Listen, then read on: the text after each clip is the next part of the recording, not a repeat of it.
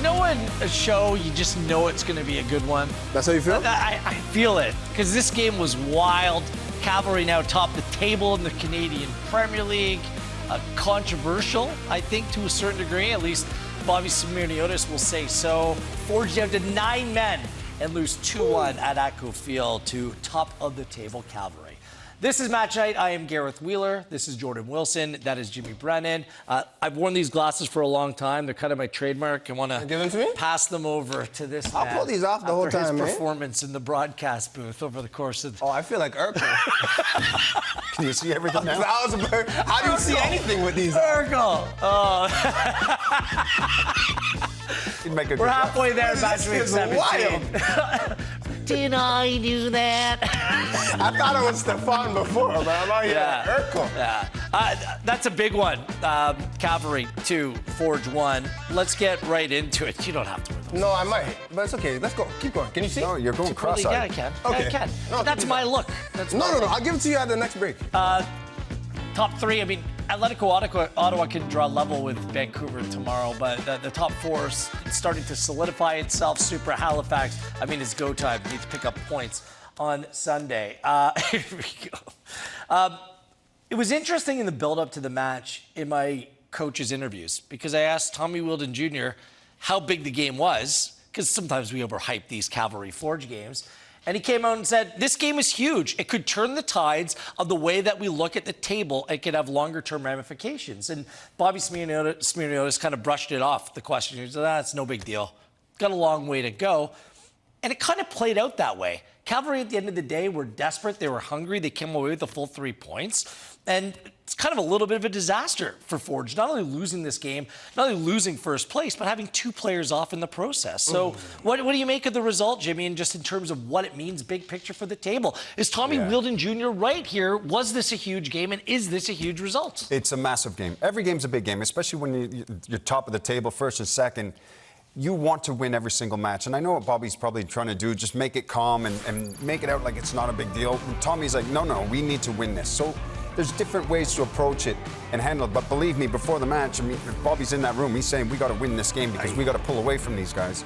But again, Cavalry, they came out. They were on the front foot. Very, very good.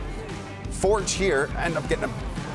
I still even can't describe this. I don't even know what to say here. It's wild. It's just wild. It's almost like, here, you know what? I'll give it back to you. Come take me on and see what happens. And obviously play the ball across, and Forge is up 1-0. And now Cavalry ends up chasing the match. And they know the importance of it. They have to get a result here. And obviously with Rama and his situation, what he did getting sent off. We'll get into these calls in a moment. We're showing the goals here first in this highlight pack.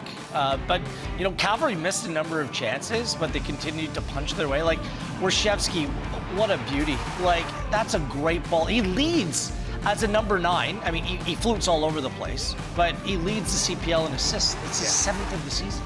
Yeah, the ball's on a string for Warshevsky, and I love this from Klomp, because this is a type of finish from an attacker or a midfielder. The fact that he wants to chest it down and outside the foot, but look, we'll be talking about this finish for years to come. This is technique over everything. And Berthaud is a keeper that saves anything in his range. This one's not in his range, Jimmy. Look at how he's just frozen. Because when you strike a ball that cleanly, a keeper can't do anything about it. This is fantastic from Antonio. And Tommy Wheeldon Jr. looks like a genius at the time that he put certain players on the pitch. Yeah, what I do love about that, though, is when he strikes in that position, most players go to the near post, but he actually reverses it and goes to the far post, and that's why the keeper can't move. Technique's wraps his foot around it. Jordan, do you agree with Jimmy? Like, this is a really consequential result in terms of the regular season table? Yeah, for sure. Obviously, every time these 2 teams meet, but I think the third match as well. You can look at historically when you play you play every team 4 times. That third one is a big one. It's a deciding one. I will say, though, Forge have a game in hand, so all is not lost. But obviously, when you play Cavalry at Spruce Meadows, you want to steal something. Today felt like maybe just stealing a point, the fact that they were on, or they had 10 men. But we'll get to that. 9 men. 10 for the majority of the match and then 9 towards the end. But I think that's when this whole game went awry. Well, it was just so unusual, the missed chances, some of the controversial moments. Like,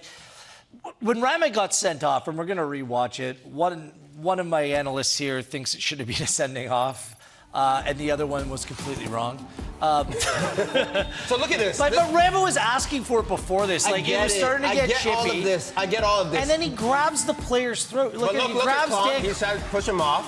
Yeah. And then look. I mean, Go ahead, The thing for me is, Rama, he had no business going in there No. as it was. He was on the outside.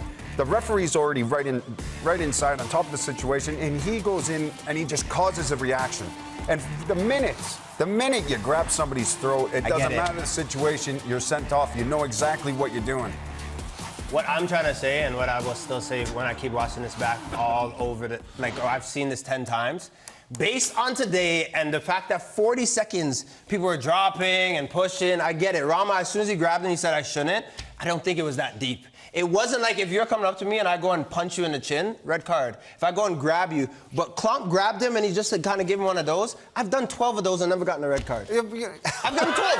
I've done 12 of these. Look, I understand. FBS VAR wasn't around. I think based on the two best teams in the Canadian Premier League playing each other, you can give Rama a yellow card. You do not have to give him a direct red. I don't. It should matter. It should. Okay, for example, does not matter. A normal game and then a final.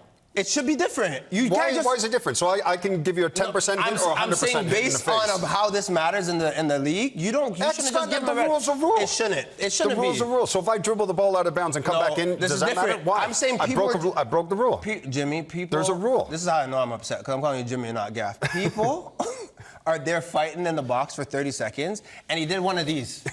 Look, you're ready to fight me? Sending off. He's ready to fight me? But what I'm saying is, you can give him a yellow and it would have been fine. The minute you go like this, you put your hand up. So then that's it then. I get it, but I just think there could be some grace given. Don't you think it's entirely foolish of a player like Rama? 100%. He shouldn't do it. Why 100% even? foolish. But you're up 1-0. Why? And there was a build-up to that. Why is he putting himself in that position? It's dumb. He needs to. That's the second time he's been sent off against Cavalry this year. Yeah, it's foolish. Okay? And they know what they're doing. You don't want to become a liability. By the way, like the Amir Didic, we got to review it. Like, this is what's gonna happen now. Eggs, right? That's terrible. Honestly, I hate that we've come to this now that replay is involved. It's like tattletaling. Like this guy put his. For example, because you're right. Because that's what I'm saying. So about Didic, what he would do before without FVS. Granted, I'm doing the same thing that Didic is doing. Everybody right? Getting someone sent off. What would happen before is you would go and probably get a yellow card, or probably be like, look, get in front of your teammate's face and it's a new world with FVS. Now you're going like this, reviewing it and giving a player. Referee had to send him off. And I get that. I just don't like that. I think you can get so you don't like it. You agree with it. You've come around. You agree with the call. You just don't like it. That's fair. I think that's a fair way of saying it. He didn't have to give him a red card.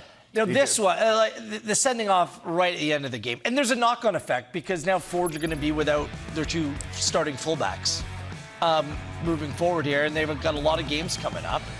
The ball is played through. Who gets there first, Musi or Yevremovic? I'm looking at science. The ball. The ball going directly to the right as Yevremovic clearly hits the ball. Clean? He's sent off on the field, and the referee goes to the FVS and still doesn't give him the benefit of the doubt. How does Yevremovic hit the ball first? Look at Jimmy. No. You're convinced that Yevremovic gets the ball first. He doesn't hit Musi before he gets the ball. You're convinced. You're 100% certain. I am convinced. Please roll it again, because Jimmy's there looking, and you're seeing what I see. Let me see the glasses. Let's play it again. We have time. Let's dive into this. Are you 100% certain that Yevremovic gets the ball and he doesn't get the man? There was another angle that we saw when he came down. Was there? And it looked like he got a touch. Look. It's the one from the back of the goal. Regardless, the foot soldiers are. Yevremovic gets the ball. Yes, look at the angle the ball goes. Jimmy, but the ball isn't really going in. Okay. Do you know what? We need the other angle in behind.